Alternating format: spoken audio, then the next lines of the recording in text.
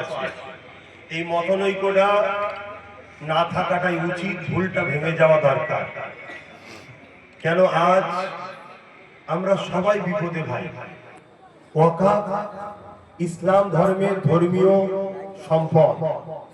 মুসলমানদের অর্থশালী ব্যক্তিরা, শুনছেন, মুসলমানদের অর্থশালী প্রভাবশালী ব্যক্তিরা তারা মসজিদ, মাদ্রাসা, কবরস্থান, ঈদগাহ, খানকার জন্য, আল্লাহকে খুশি করার জন্য দান করেছিল। যেসব সম্পদ হাজার হাজার বছর ধরে চলে আসছে, সেই সম্পদকে সুস্থভাবে পরিচালনা করার একটা কমিটি আছে। সেই কমিটিকে বলা হয় ওয়াকাফ কমিটি। তাকে বলা হয় ওয়াকফে লিল্লাহ, আল্লাহর রাস্তায় দান করা সম্পদ। কথা বুঝে আসছে? কিন্তু বর্তমান কেন্দ্র সরকার আসার পর 2025 সালে একটা আইন তৈরি করছে। সেই আইনটাতে এমন ভয়ানক কিছু নিয়মাবলী রেখেছে যাতে করে এই সম্পদ আর আমাদের বলে প্রমাণ দেখাতে পারবো না, আর আমরা রাখতে পারবো না। কেন কেন্দ্র সরকার চায় এই সম্পদগুলোকে নিয়ে আদানি, আম্বানি, বড় বড় পুঁজিপতিদের হাতে তুলে দেবে। সেগুলোকে ভেঙে কর্পোরেটরা বড় বড় বিজনেসের জন্য খরচ করবে। আমার মসজিদ, আমার মাদ্রাসা, আমার কবরস্থান, আমার ঈদগাহ, এগুলো ভেঙে যাক, এটাকে আপনারা চান? হাত তুলে বলুন, এগুলোকে আপনারা চান? ঠিক বলছেন তো নাকি? এর জন্য তাহলে সংবিধান আপনাদেরকে রাইট দিয়েছে।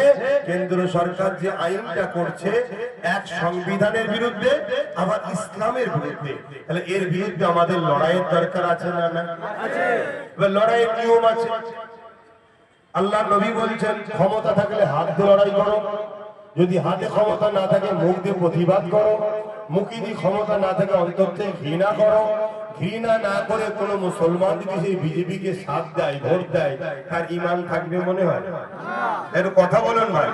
তার মানে কি আপনি চাইছেন এমন একটা সরকারকে শক্তিশালী করব, যে সরকার আপনার ভোট নিয়ে ক্ষমতায় এসে মসজিদ, মাদ্রাসা, কবরস্থান, ঈদগাহ, খানকাকে তারা মিটিয়ে দিতে চাইছে। কথা বুঝে আসছে? এই কথা এখান থেকে বলার অধিকার আমার আছে না? কারণ তারা তাদের রাজনীতি ছেড়ে দিয়ে আমার ধর্মের পিছনে যখন লেগেছে, আমাদের ধর্মীয় উলামাদের উচিত এই জায়গা থেকে দাঁড়িয়ে তাদের রাজনীতিতে মাথা গলানো। যখনই গলাবো তখন তারা বলবে যে তুমি হুজুর মানুষ, এদিকে গলাচ্ছ কেন? তখন আমি বলবো তুমি নেতা মানুষ, আমার ধর্মে মাথা গলিয়েছিলে কেন? তুমি তোমার জায়গায় ফিরে যাও, আমি আমার জায়গায় থাকবো। ঠিক না? ঠিক। তাহলে তুমি দেশ কি করে চলবে, চাকরি কি করে পাবে, বেকারত্ব কি করে দূর হবে?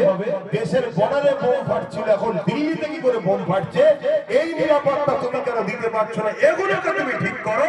তুমি তা না করে মসজিদ, মাদ্রাসা, কবরস্থান কি করে শেষ করা যায়, কি করে জাতি বিভাজন লাগানো যায়, কি করে দাঙ্গা লাগানো যায়, এই ষড়যন্ত্র তুমি যখন করছো, ধর্মে ধর্মে ভেঙে লাগানো, তার মানে তুমি নেতা নয়, তুমি ধর্মের ইন্টারেস্ট রয়েছে।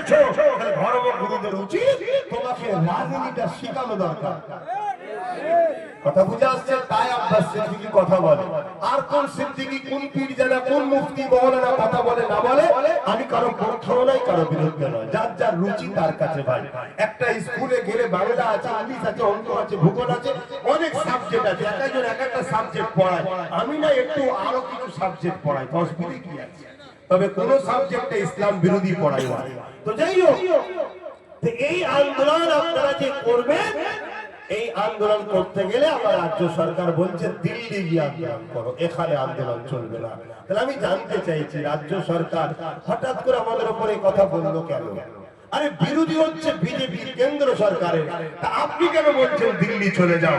তাহলে এখানে কোন একটা জায়গায় আমাদের কি মনে হতে পারে না যে দাদার বিরুদ্ধে বললে দিদি কষ্ট পেচ্ছে? তাহলে আপনি মসজিদ, মাদ্রাসার পক্ষে না বিরুদ্ধে এই নিয়ম? কথা বলো। যদি মসজিদ, মাদ্রাসার বিরুদ্ধে হয়, তাহলে সেখানে তাকে সহযোগিতা কিভাবে করা যাবে? কথা মাথায় ঢুকছে?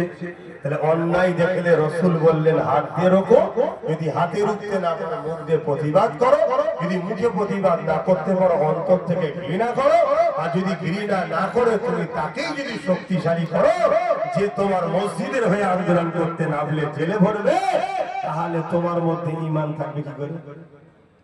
কথা বুঝে আসছে না? তো এটা আমার কওমকে, আমার জাতিকে, আমার সমাজকে জানানো দরকার আছে না নাই? এবার যদি বলেন সবই বুঝলাম কিন্তু কি হবে, কি হবে আবার? তোমার যদি খুব ভালো লাগে সবাই মিলে ধরো গিয়ে যা ভুল করেছেন বলে দেন আমার ভুল হয়ে গেছে ভাই, ওটা আমি বলে ফেলেছি, কথাকে উইড্রো করে নিলাম, কথা বুঝছেন না? বুঝলেন না? তাহলে আমার মতো বলিস আবার বলবে না। তুমি যদি বলো আমি সিএম হই, আমি সব বলতে পারি, অত সহজ নয়। এর আগেও কেউ বলেছিল মাদ্রাসায় জঙ্গি তৈরি হয়, আর কি খবর? কোন খবর আছে? আমরা যতদিন থাকি ততদিন তোমাদের তরকারিতে টেস্ট হয়, কেন আমরা হলাম নুন।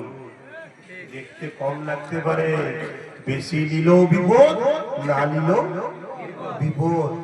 আমাদের বাদ দিয়ে কোন দাদা দিদি চলে না, আর তোমরা আমাদেরই ধর্মের উপরে বারবার আঘাত দেবে, এটা ঠিক উচিত হচ্ছে না। কথা বুঝছেন না? বুঝুন না।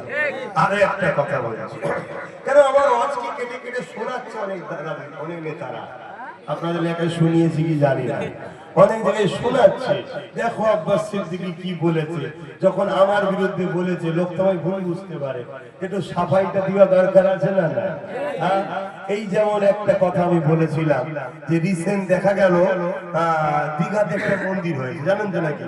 এটা সরকারের কিন্তু কাজ নয়, তারপরেও চলো একসাথে বাঁচতে গেলে একটু তো কম্প্রোমাইজ করতে হয় নাকি?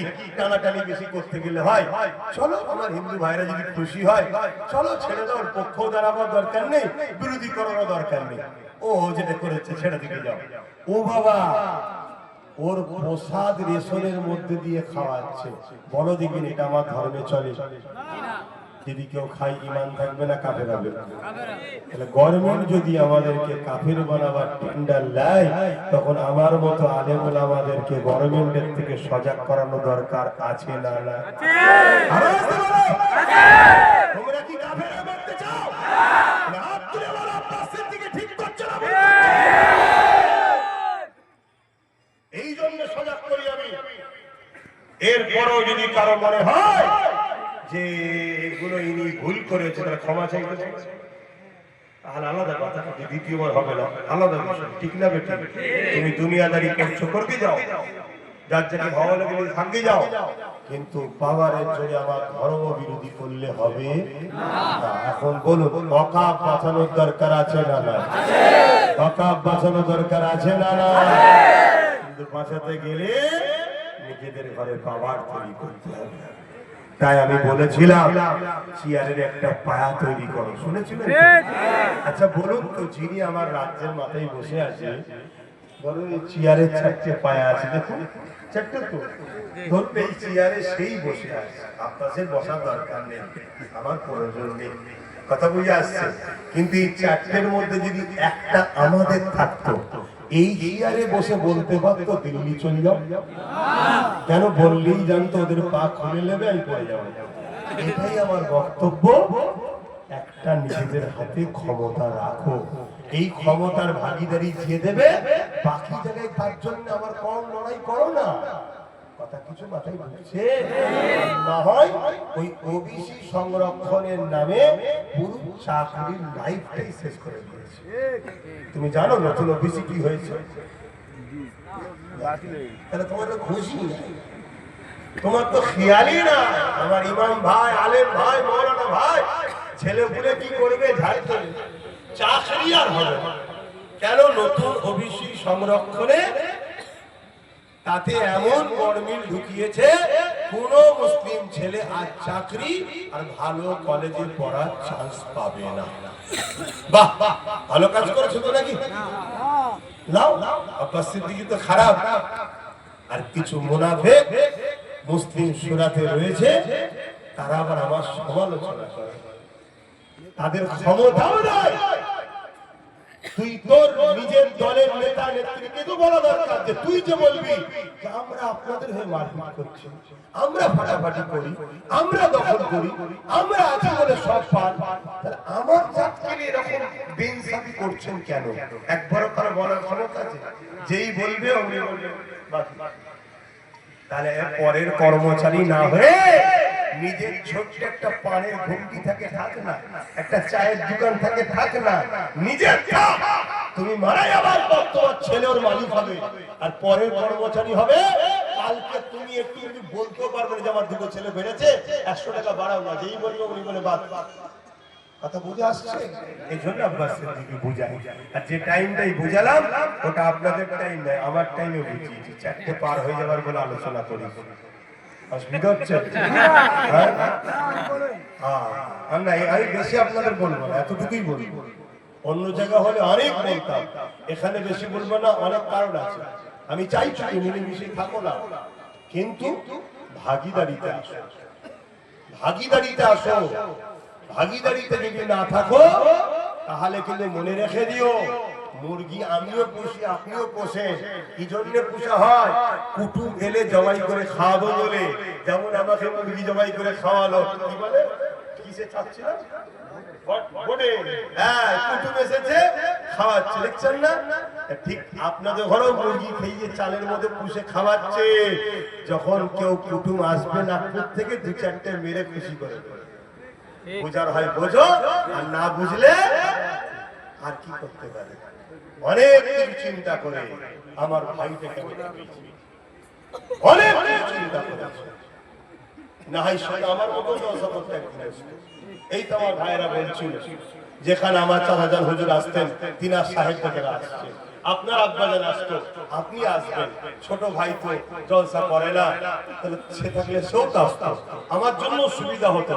1 বছর আমি আসতাম, 1 বছর ও আসতো, 1 বছর আমি আসতাম, 1 বছর ও আসতো।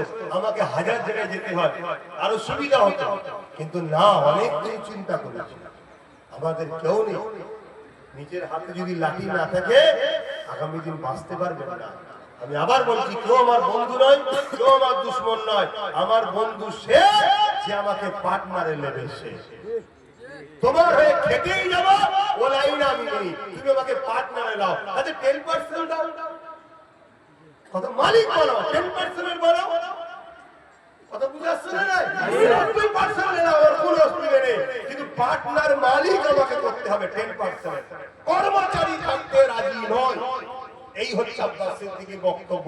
আমার এই বক্তব্য কারা কারা সহমত, আল্লাহকে সাক্ষী রেখে হাত তুলবেন। আমি কাউকে জোর করছি না। সহমত আপনারা? সহমত? এই আওয়াজ পুরো বাংলার প্রত্যেকটা বাপ মা ভাই বোন আওয়াজ তুলুন, সবাই আওয়াজ তুলুন। আমি কারো পক্ষে কারো বিরুদ্ধে নয়। একটাই কথা বুঝবো, যদি আমায় ভালোবাসেন তাহলে 10% আমাকে ভাগিদারি দেন। কাউকে রুখতে চাইছেন তো একসাথে রুখবো। আর সবচেয়ে বেশি রুখা দরকার তো আমাদের, কেন যাকে রুখতে চাইছো সে সব থেকে বেশি ক্ষতি আমাদের করছে।